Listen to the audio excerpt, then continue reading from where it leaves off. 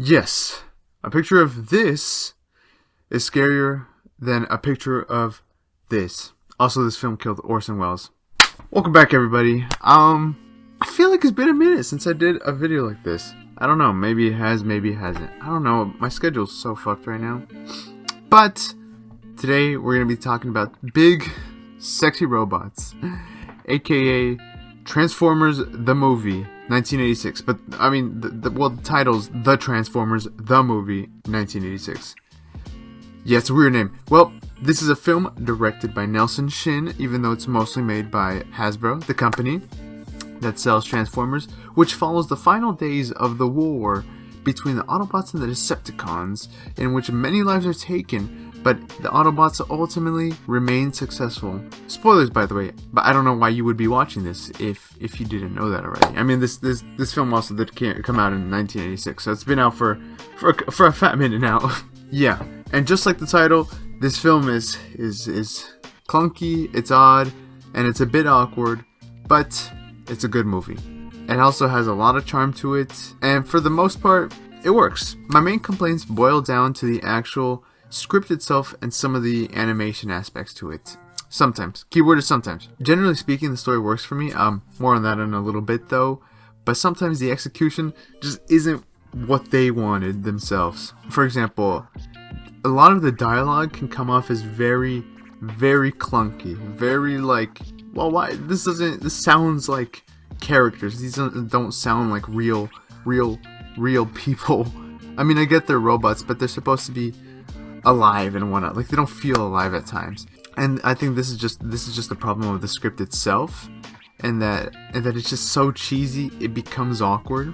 Because of this, there's moments where a character will say something and then another character will respond in such a weird manner. An example of this is right before Galvatron is born. Starscream is holding Megatron's quote-unquote dead body, and he's about to throw it out into space because Starscream is going to be the new leader of the Decepticons. And just as he's about to throw it out, you hear Megatron go, "Yo, bro, I'm still alive." And Starscream goes, "No, you're not." Just proceeds to throw him out. And it's like nobody else heard that. Who's there? Like, there's just, okay, we're just going to ignore that, right? And by extension, the animation being weird at times, like stuff like this, also really doesn't help. And it's just, oh man, I mean, look at this shot, or even this shot, or even this shot. Like, it's like, but I think the animation is also partially why the film succeeds, because with every bad animated scene, well, you've got something like this, which is just, oh, it's just beautiful. It's just chef's kiss. Oh my gosh.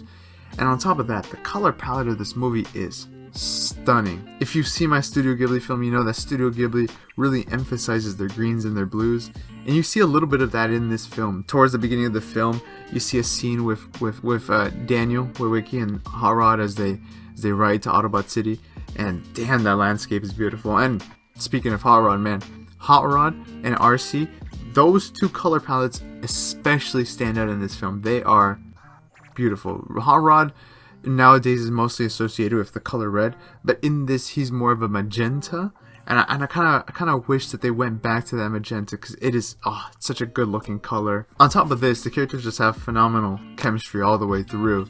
That yeah, I mean it's ironic because I mentioned about how sometimes they don't feel real, but when it does work, when the script is okay, it feels real.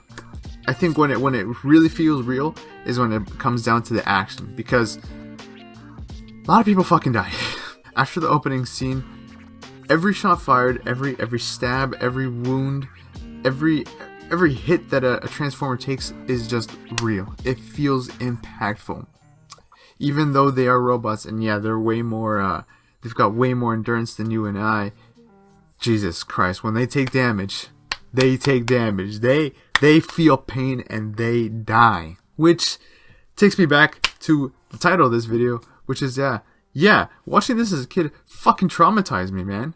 Like, how would, like, this is crazy. Like, I grew up on G1. I remember watching I would watch the first 2 seasons on rerun, as a kid.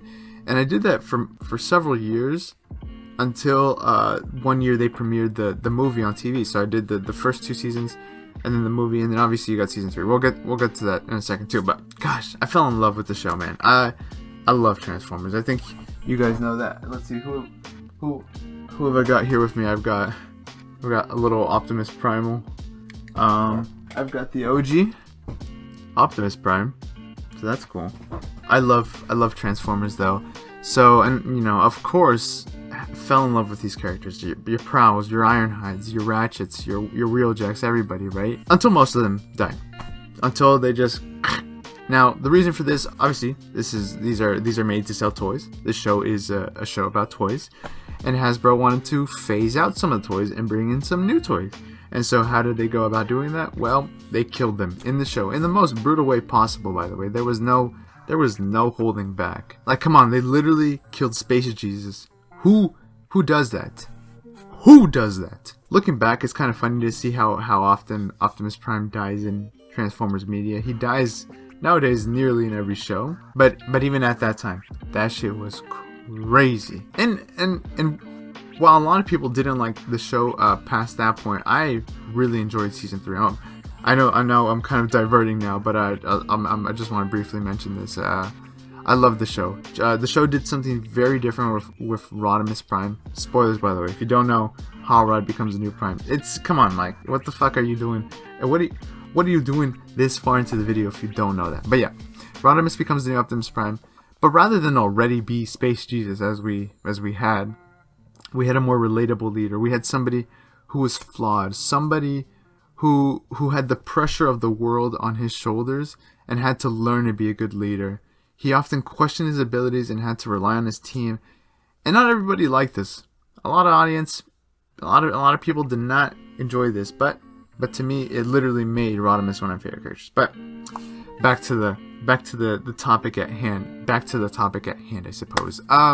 Also, this cast was stacked. Weird Al, Peter Cullen, Leonard Nimoy, and of course you had Orson Welles play the monster eater, the planet eater Unicron. And as I mentioned in the beginning, this was the last film. This was the film that killed Orson Welles. It's the last film he made before he died, and he notoriously hated this film. It's good to know.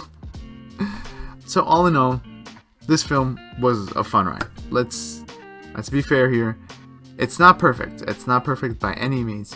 It sometimes feels like one consecutive long chase scene, and this gets a little bit iffy at times. But for the most part, the film works. I think it's a film that most people have seen nowadays, and it takes you back to your childhood because it really shows a shift in Transformers history, and it took what was a kids show, just simply a show to sell toys and teach kids about good lessons of life, and up the levels and showed that no, this has got potential to be more. And of course, you see the impact nowadays. We've got 7 Transformers movies in the last 20 years. It shows that Transformers is still a franchise that people care about. I mean, we just got Rise of the Beast, and look at how much people love that film, how much people adored that film, which shows that this is a property that's not going to go away for a long period of time. And this film right here is the film that started that and changed the levels of what a Transformers show or movie was at that time. So yeah, like I said, even though it's not perfect, the animation has got some issues. The dialogue can come off as clunky. It's a fun film, and it's got a lot of charm. And they literally killed Space Jesus. So do me a favor and go watch it. Go check it out. And if you have already, come back here and let me know. Let's talk. Let's discuss this film in the comments. Let me know what you thought about it. What you thought about Space Jesus dying.